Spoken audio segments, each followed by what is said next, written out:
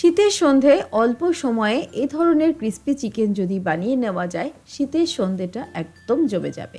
Crispy chicken বানাতে কিন্তু একদমই ঝামেলা নেই, খুবই অল্প সময়েই তৈরি করে নেওয়া যায়।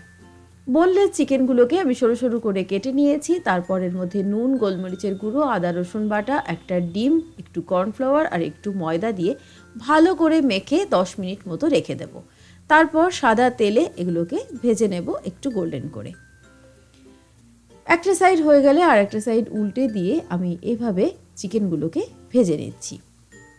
তারপর তেল কমিয়ে দিয়ে একটু রসুন কুচি এর মধ্যে ভালো করে ভেজে নিলাম। তারপর দিয়ে দিলাম একটু কাঁচা লঙ্কা, টমেটো সস দিয়েছি, vinegar, soya sauce, Kashmiri red chilli powder আর 1 চামচ মতো মধু।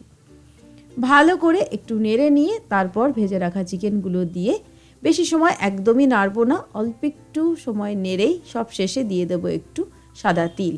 ক্রিস্পি চিকেন একদম তৈরি সার্ভ করার জন্য।